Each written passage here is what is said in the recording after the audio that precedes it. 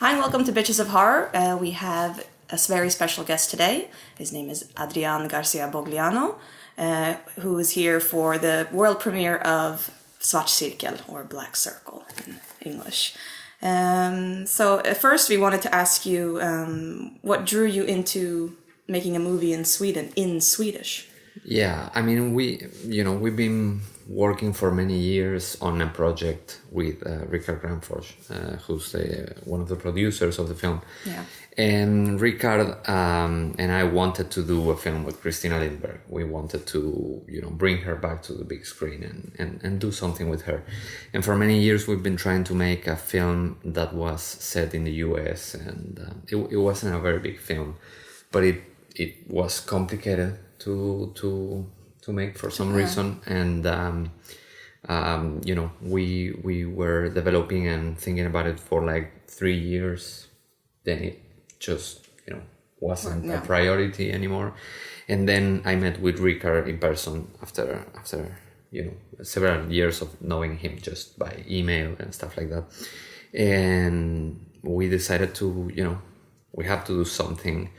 And it seemed like the best idea was to try to do something here in Sweden. And once that idea was in place, I thought that, doing a film in English was going to be kind of fake and weird. Yeah, with the accents and... Yeah, so I thought, it was better to just do it in Swedish and do the, whole thing as it should. The original script, is it in Spanish or English or... I wrote it in Spanish, translated to English. Richard then polished that English version. We had another of the producers who is from the US. He made another polish in English. And then Richard translated to Swedish. And we went line by line, just trying to find the right meaning to every sentence, being sure that everything was being translated correctly. Yeah. And it was a interesting process. Yeah. So since you were filming in a language that you don't speak, what were some of the difficulties you had on set? Sure. I mean, the easiest thing for me was the fact that everybody speaks English here, and very good English, so I was able to communicate with everybody on the set. I was concerned at the beginning. I thought maybe some of the people would not speak English or whatever. I mean, if you go to Mexico or to Argentina, you'll probably find that limitation. So I was kind of concerned about that, and I was pleasantly surprised that it wasn't so. So it was very easy to communicate with everybody. Then I had Richard, and I also had my assistant director Jimmy, who's a great guy, and he was very, very good at pointing out this line or whatever didn't came it's natural. As it should. So those kind of things were very good, and also we did something that I've been trying to do a bit more and lose my fear of doing through the last few films that I made, that it's dubbing a lot also, which is something that it was very common in the older films, and somehow for many people it's kind of a taboo. For Latin American films, for instance, it's like you tell directors to dub their material, and they're super scared of doing it, and they think that they're gonna lose the natural, the spontaneity or whatever it is of the material. And when you see American movies, 90% of what you see in big Hollywood movies is dubbed. Yeah. They do these really big ADR sessions, and you can really improve a lot. Not only in some cases even the acting, but the clarity and a lot of things. So I did a lot of that. So we kind of went through many of the lines of the film again on the dubbing process, and that was a very good moment to just take the time to do that. Yeah. Cool. So the film is about magnetism. How did that idea come into your head? It's not. I don't even think I've heard of magnetism in a in-depth way.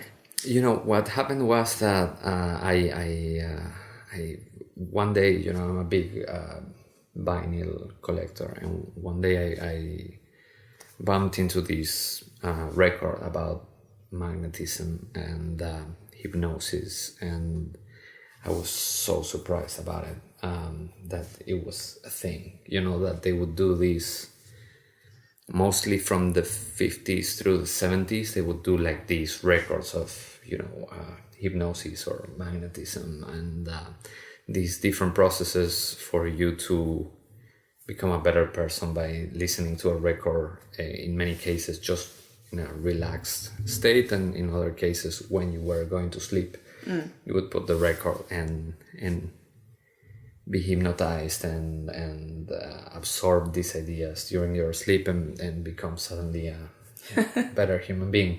And I was fascinated by that idea, so I started to I bought a lot of these records, and these records have a very mysterious quality, many of them, because they were produced by, in many cases, but by labels that didn't really exist, that they would just produce that one, and that was it. And they would produce many of those on demand, like you would ask them to send you one of those and they would produce one or 100, very limited numbers, and some of them don't say anything on their labels.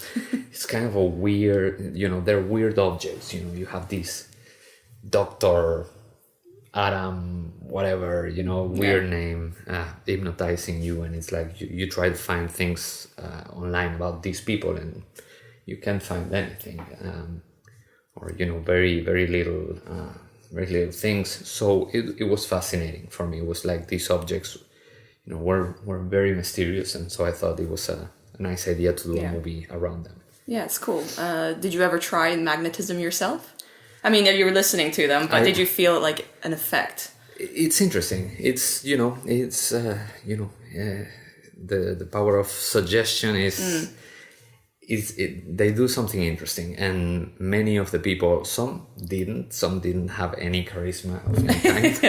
They were kind of just weird and awkward, but some of these people were seemed very charismatic and very interesting in the way they would speak and say these things, but no, I wasn't ever. You weren't hypnotized or something, unfortunately. Yeah.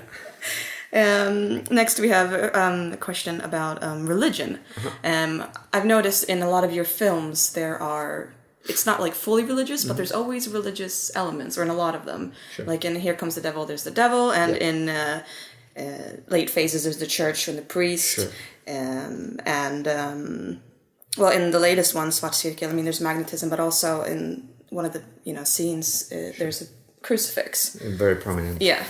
Is this something that you consciously put in your films, or is it just an extra aspect? Yeah. I think that it's something that has to do. I'm not a religious person at all, but I think that it has to do with I was born in Spain. I'm old enough so that I had like classes of. I went to a public school in Spain. And they still, at that time, would give religion classes, which were extremely boring to me. But, you had to go through it, and prayers and stuff like that. It's really weird stuff. And then I went to Argentina, which is another very religious country. And now I'm living in Mexico, which is even more religious. So I think that permeates somehow. And I was, interested and fascinated always by some of these other religions. I would say that I'm more interested in non-Catholic religions, because Catholics are like, it's the most common thing for me. It's kind of just boring.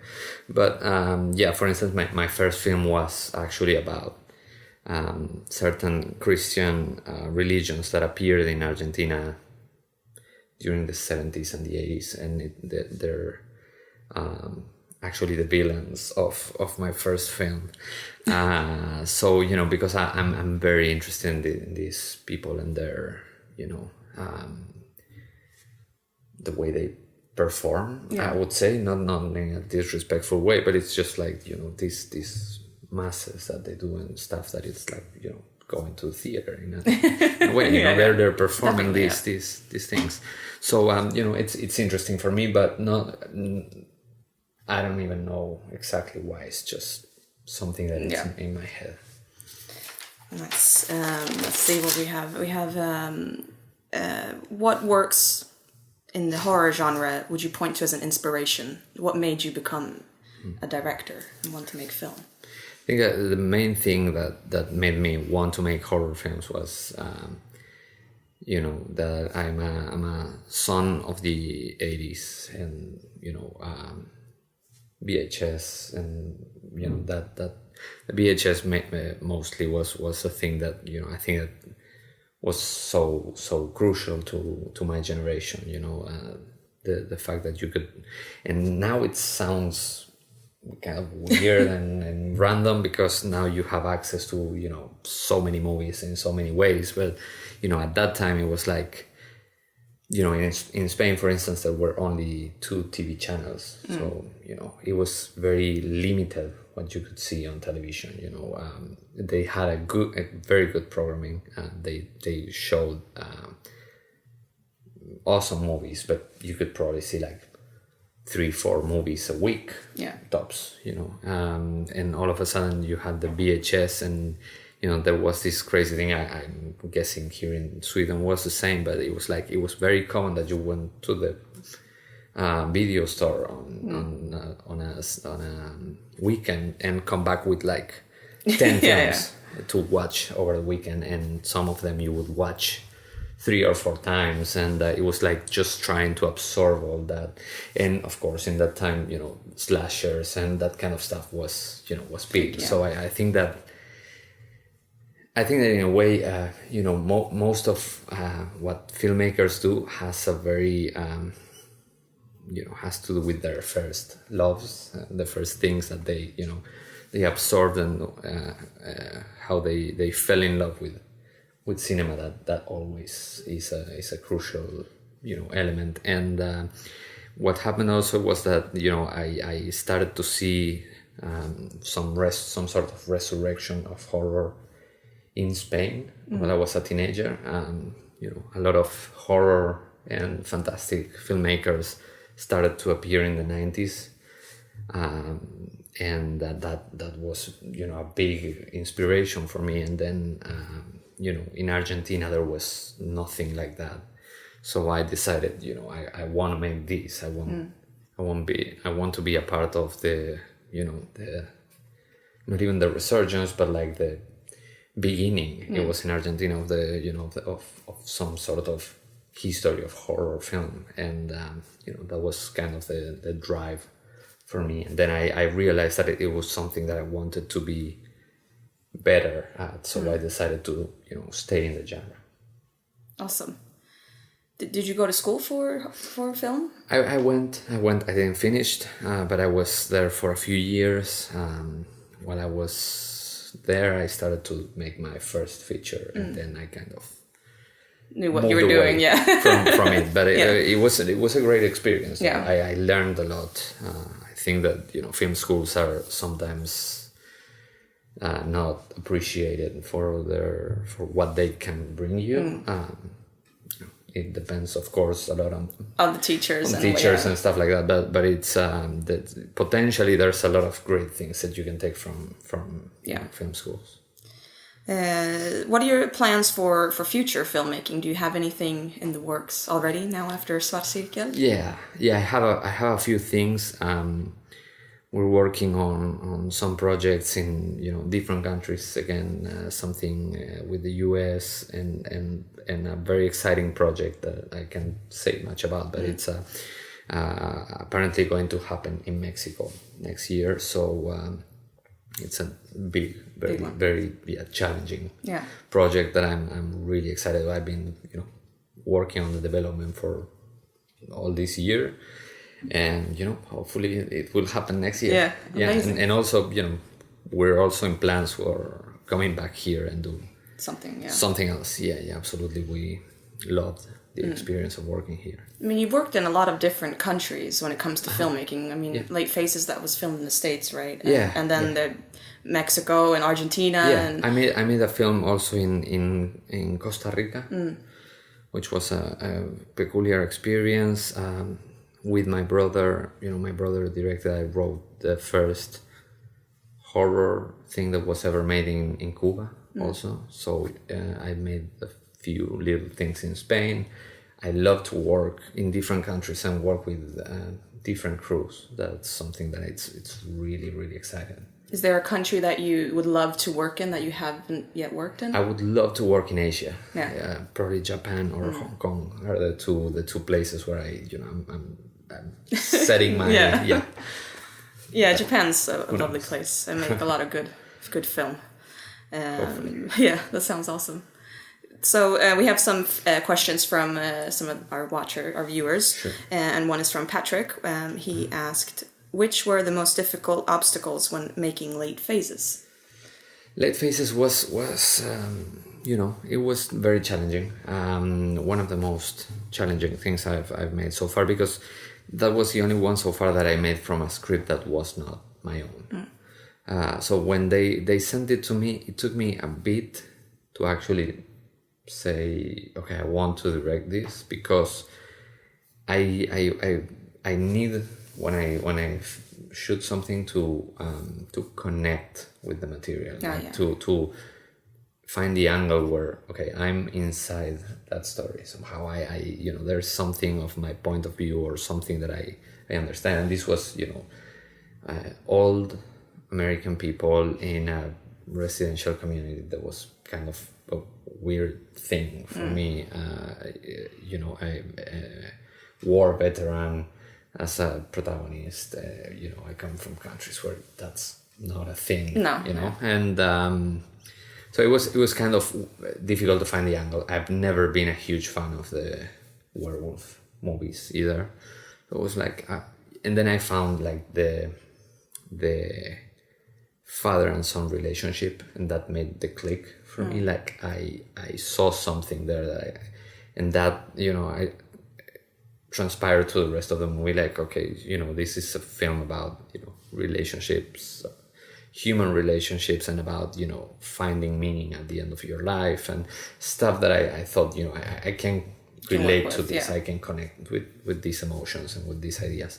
And but it was challenging, because it was all the time trying to really see if I was, as it was not my script, if I was understanding correctly every line, every nuance that should be on the script. Like, we had long conversations with the writer, and then we rewrote some dialogue with the actors in the set, and trying to don't disturb the intentions of the author, but at the same time trying to make it work for everybody involved.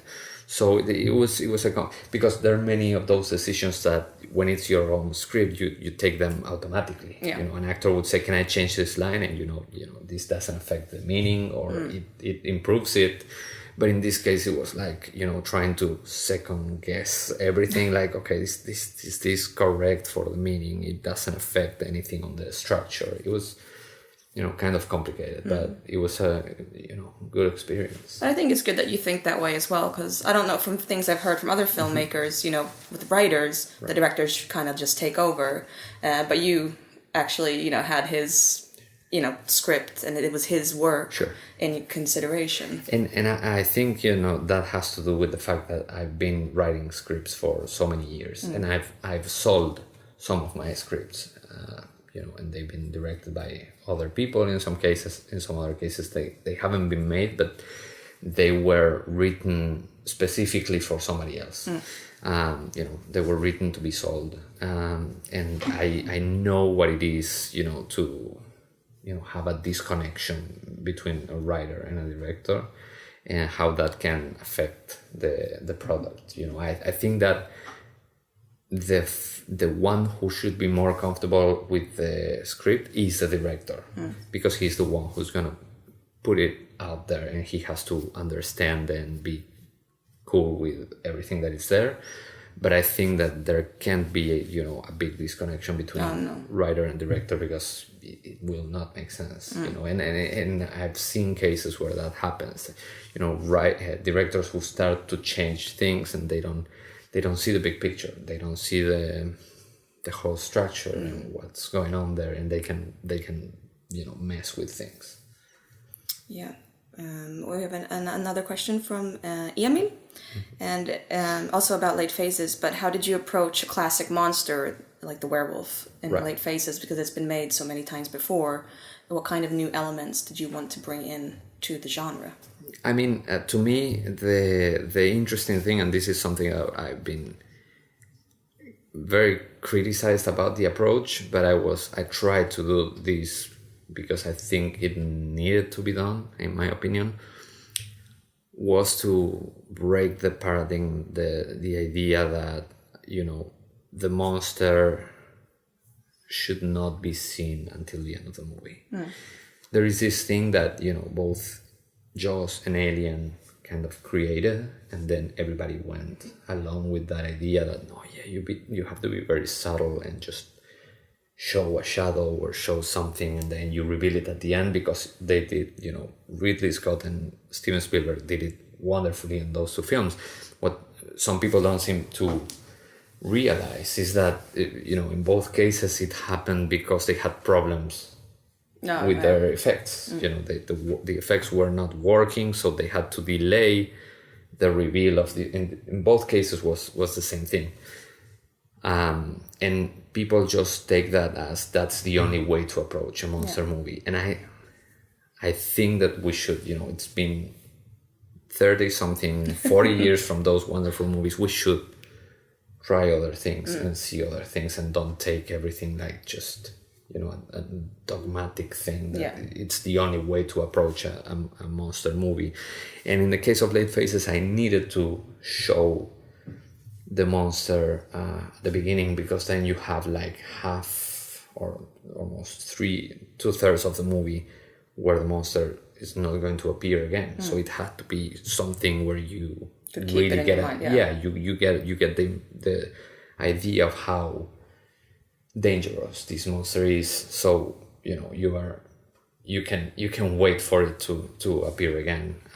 So that was something that was challenging, and also it was very challenging the fact that you always compare a werewolf movie to the best ones, American Werewolf in London, The Howling, and it was so difficult for us to try to create something like that. Not only because I'm not John Landis or Joe Dante, but because of the fact that,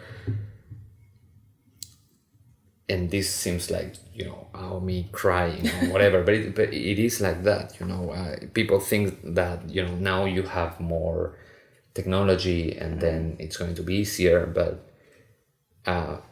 horror films have been shrinking a lot, like with the exception of some very few big Hollywood movies, but I'm talking about very few, not even many of the ones that we see in theaters. Many of the films we see in theaters, as Get Out, for instance, which is a great film. Get Out is a very small film.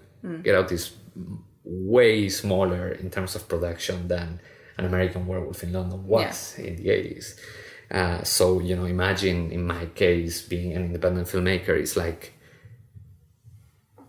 the time that it took them to make the transformation scene in An American Werewolf in London is half of the time we had to shoot my whole movie. So it's like there is, even if you have more technology or whatever you want, there is something where we cannot really give a step forward further because there are not enough resources available for us as filmmakers to actually improve genres. So we need to be smart and try different approaches, different angles.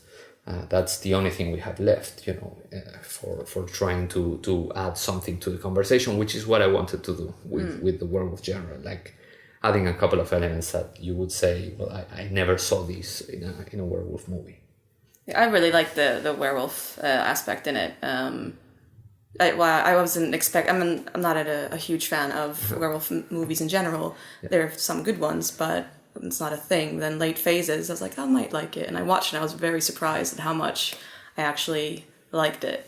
And especially the werewolf, I thought was very well made and different. It's very different. It's very different, and we were, it was kind of bold of just saying, let's show it, and let's just put one guy on a suit, and it's a guy on a suit, but it was kind of a bold move from us to say, okay, let's do it this way. Let's show it like a physical figure. Yeah. Because I was, before that, seeing a lot of digital werewolves or things like that. And it's like, this is a physical thing. You have an old man that it's got to face this, so you need to feel like there is physicality involved and stuff like that.